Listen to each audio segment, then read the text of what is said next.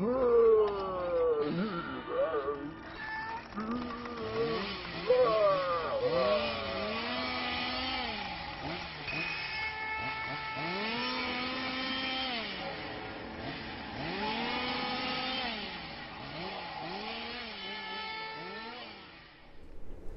what's up guys? Welcome back to another Toddy Walnuts video. Thank you for taking a few moments of your time to spend with me.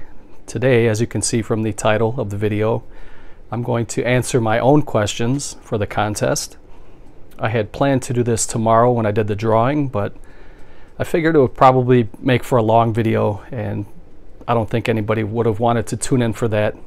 They want to get right to the meat and potatoes of the drawing, so we'll do that separate tomorrow. So today I'm just going to have a little fun with the 8 questions that I asked you guys, and I just wanted to say thank you to everybody who entered. I really enjoyed the videos. I had fun doing this. It was fun to interact with the community, and so yeah, let's just get right into it here. I want to show you guys the best covers in my collection. I couldn't pick just 3. It was hard for me to do that. I started going through my movies and I had about 25 movies, and then I was like, you know what? That's way too many. So I tried to cut it down to, I think I got about 10 here, and I'm just going to kind of quickly go through these. And these are in no particular order, but this is a Fred Olen Ray Night Owl Theater cover for Invasion of the Blood Farmers, Special Deluxe Edition. I put that red case on there years ago. The movie itself is horrible. It's a very bad movie, but the cover was cool, and that was the charm of the VHS days. You walk into the VHS stores and you browse over the wares that they had, and you look at the covers, and 9 times out of 10 the cover was better than the movie. So this is another example of that, but I really like that cover, Invasion of the Blood Farmers. The next one is an iconic cover, and this is the Evil Ed. This is the snapper case edition of it. I really like that cover. The movie is okay. I like the Arrow edition that was put out several months back now. It's they did a really good job with that movie. Next one is a Scream Factory edition of Motel Hell, another favorite of mine from the 80s. It's a comedy horror, and I like that pig and the pig mask with the chainsaw, Farmer Vincent. It takes all kinds of critters to make Farmer Vincent's fritters, and then on the inside was just the regular cover. And the slip cover is much, much better than the original cover, I think, in my opinion. The next one is an Arrow video DVD. This is Pieces. This is easily one of my favorite covers. It's been for many years now. I think that is just brutal. It's really, really cool. And it actually comes with the poster that's the same image. So I will never get rid of this Pieces edition, although I have upgraded the movie several times. I got the Grindhouse Releasing Blu-ray, I got the Arrow Video Blu-ray. I'm always going to keep this edition. I love that cover. The next one is a VHS big box, and this one is called Blood Castle. Here's another example of a cover that's better than the movie. I like that skull image in the sky with the ominous orange and black clouds, and then as you pan down you see the Blood Castle in the background. That is just a really cool image. In my opinion, that's one of my favorites. Had to include this one. Next one is 28 Weeks Later. This is a really cool lenticular cover. I just wanted to throw that in, and that is really nice. The next one is a documentary, and this is called You're So Cool, Brewster, The Story of Fright Night. Excellent documentary, and the cover is really, really good. I like the images of the cast and crew, and it's really, really well done. Really love that cover. And if you guys can track this edition down, I strongly recommend it. This was a overseas purchase by Terror Time. If you guys are interested, go to right there at the bottom, cultscreenings.co.uk, or I'm sure you can probably find this on maybe Amazon UK or eBay. But if you guys can track this down, definitely grab that. It's really, really good. The next one is Chillerama. This was a horror anthology, but it was kind of a comedy horror. The anthology itself is not great, I'll be honest about that. It's probably like a 5 out of 10. Some segments are better than others, but that cover is really, really good. And it is a fun watch. The next one is a German media book. This is Charlie's Farm. Really love this cover. I think somebody else showed this one too. I just wanted to kind of throw it in there. Really like the movie's good and the cover is great. There you can kind of see how they're kind of trying to cash in, or they're, I mean, almost kind of dissing. You got Jason, you got Leatherface, and you got Freddy. And then you got the villain in Charlie's Farm. Very cool cover. And then the last one for the cool covers was Friday the 13th. This is the original movie, and this is the lenticular. I really like the way that looks. That's the original poster, and that's one of my favorite images of any movie poster in film history. And then if you look here in the back, look in the eye sockets of the mask, you can see Crystal Lake in the background, or Blood Lake. So those were my favorite covers. Those are the ones I chose. There are so many covers to choose from, but those are the ones that I chose for best. And now the worst ones. This was kind of hard too. This is just kind of a plain, it came from outer space. It's a 50s sci-fi film, and this is a Best Buy exclusive, but that cover was just didn't do it for me. And I think I picked this up at Best Buy for about 10 bucks. So, I mean, can't go wrong price-wise, but as far as marketing, they could have done a lot better, I think. The next one is The Dead. This was a pretty decent movie by the Ford brothers, but the cover was just lacking, in my opinion. Anytime you have a subject, especially horror covers, there's really no excuse that you can't put a good cover out. And if you put lettering on the whole cover in big bold letters, I mean, that's just kind of taking the easy way out, I think. There are so many different images from this movie that would have made a nice cover, but they blew it, I think, in my opinion.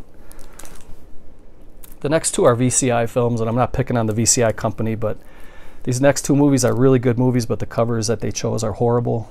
This is Argento's The Bird with the Crystal Plumage, uncut widescreen.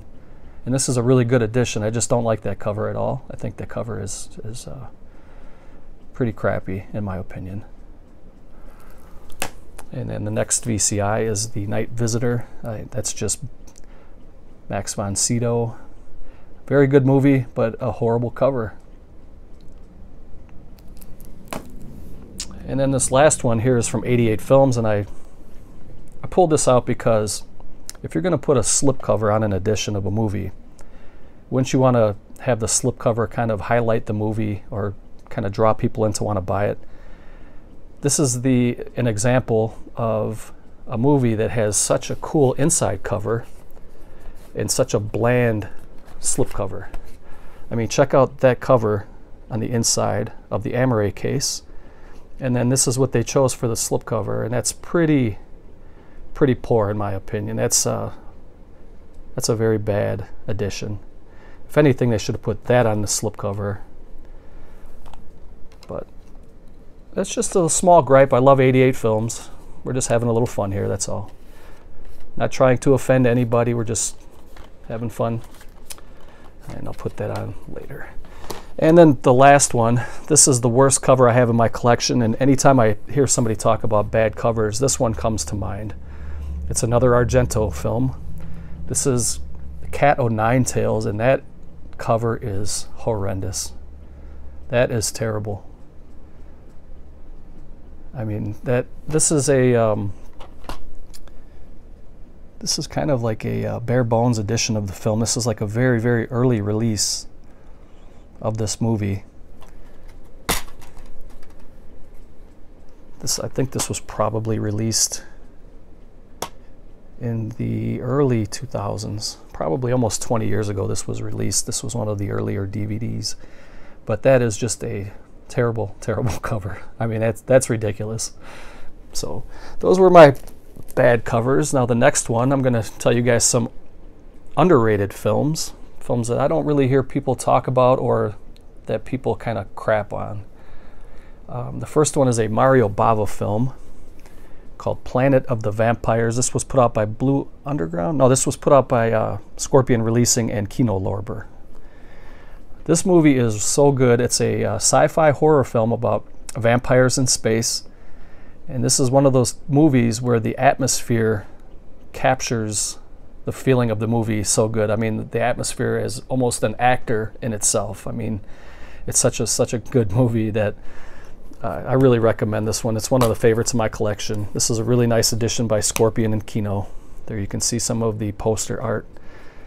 The picture quality is spectacular. I love this movie. There's a lot of pastels, a lot of kind of foggy landscapes and creepy monsters in rubber suits. And if you guys love your sci-fi horror, like I know you do, you got to get Planet of the Vampires and put that in your collection. And if you haven't, if you already have it, check it again, watch it again, and maybe many of you guys love this movie. I just don't hear too many people talk about this one, so I'm going to call that one an underrated film. The next one is another underrated film, one of my favorites in my entire collection. This is John Cusack in Identity. Ray Liotta is also in here, Amanda Peet. This is a serial killer film. It's not necessarily a horror film.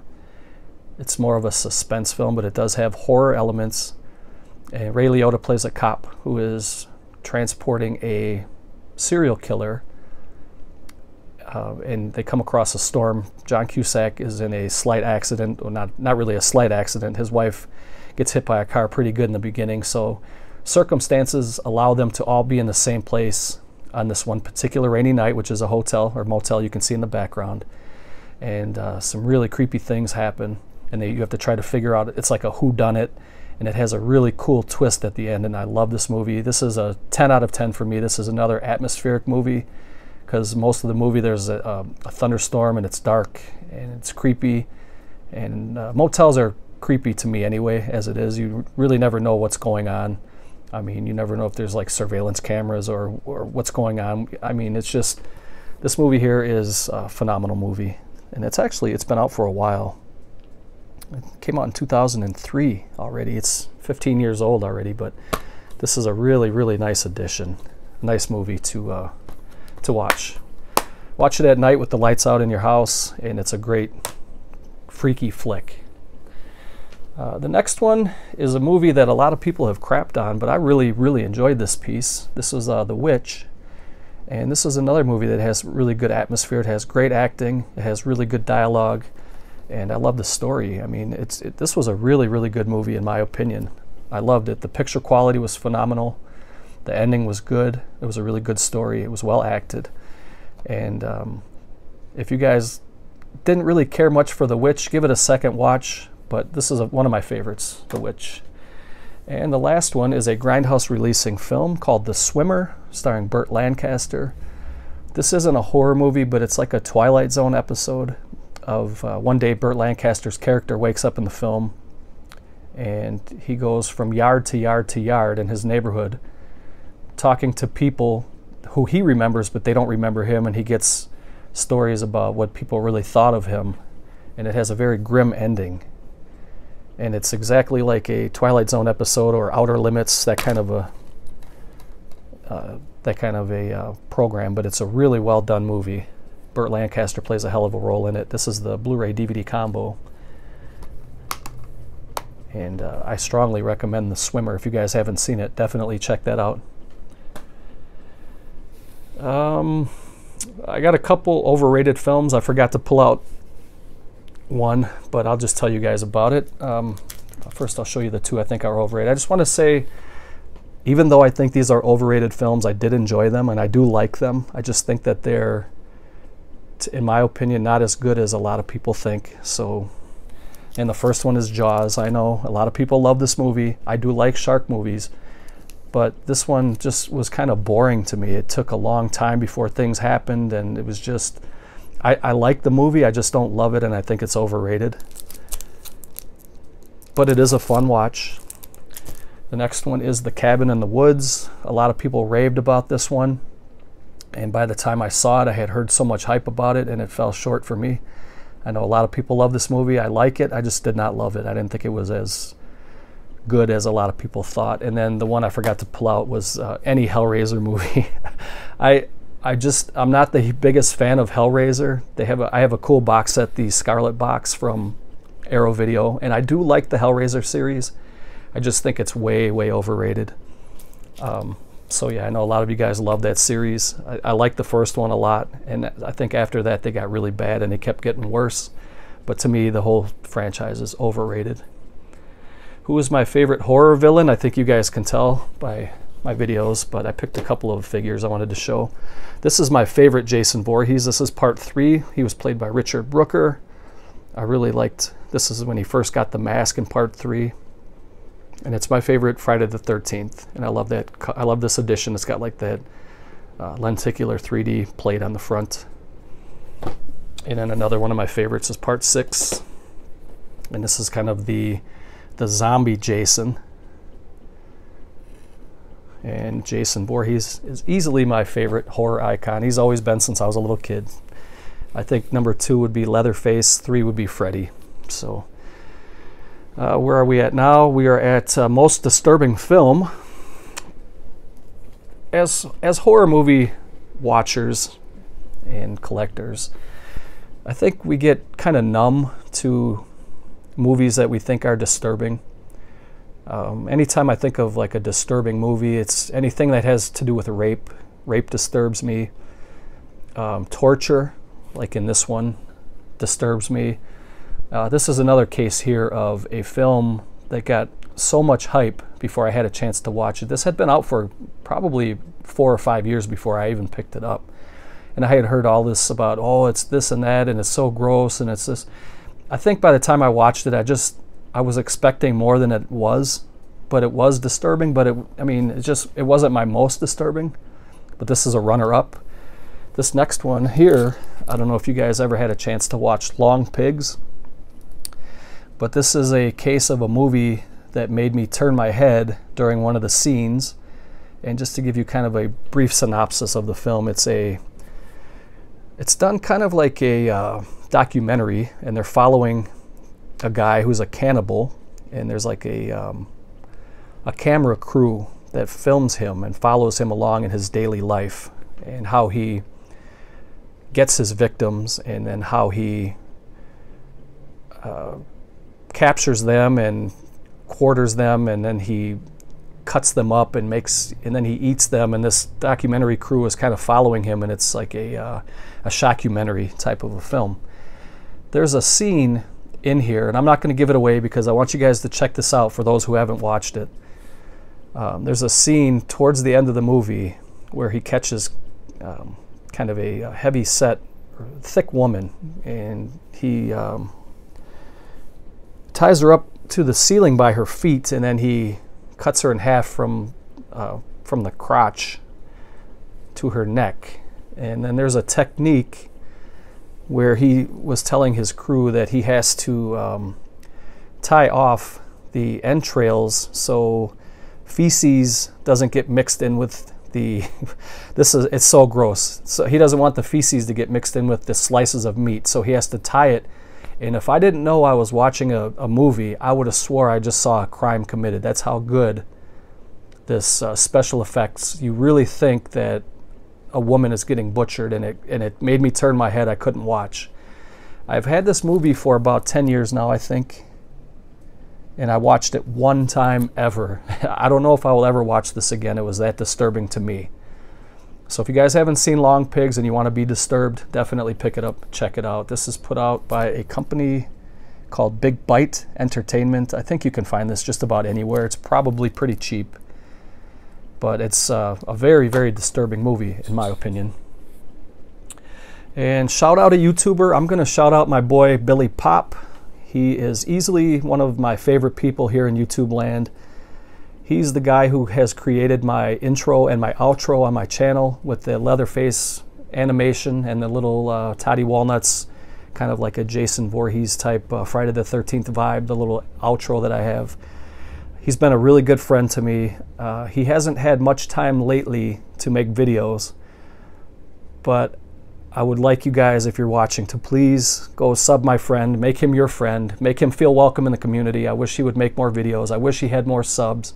And with your help, I think that he can get these more subs. And say hi, tell him Toddy Walnut sent you, make a new friend. He's a great guy, really nice guy. So my shout out is Billy Pop. Love you, bro. I don't know if you're even watching. You've been really busy working and stuff. So, but definitely go sub Billy Pop. And then my last question was, how did you find my channel? I'm gonna kind of change that question a little bit. How did I get started making videos? It was I think I've been making videos for about almost 3 years now, 2.5, 3 years. And I used to watch Aaron Pinn and Falagar 517 back in those days, and Ready. Those were my first 3 people. They really welcomed me into the community. Those have been my 3 longest friends. And but sadly, Falagar 517, he changed his name to Falagar now. He doesn't make videos very much anymore. Every once in a blue moon, he'll make one. But he's been a big influence to me. He's been a good friend of mine over the years. So thank you for that, Falagar, if you're watching. Brian, who is Ready, he was a very nice guy to me. He even subbed to me before I started making videos, and we used to chat through the comments section. He's a great guy. And so yeah, that's how I got started, and I've just been making videos now for the last 2.5 years. So all right, guys, I hope you enjoyed this little video. I hope I didn't make it too long. Thank you again for those who chose to enter the contest. The deadline is tonight by midnight or so, roughly. I mean, there's no hard deadline, but tomorrow morning I will do the drawing. So if there's any late entries before then, they'll have to be disqualified. So if you can get those in tonight by midnight or so, roughly around there sometime, I'll still take those and enter those in. So other than that, thanks for hanging out with me. Oh, I was going to ask you too, if with this new YouTube analytics thing that they got going on, they're starting to, you know, in the right hand column next to the videos where they have the recommendations or suggestions, they're going by thumbs up now. And the more thumbs up a video gets, the more likely it will be to be suggested to other viewers.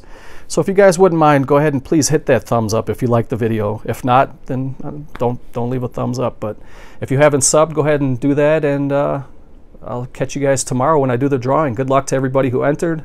Thank you for everything, and I'll talk to you soon.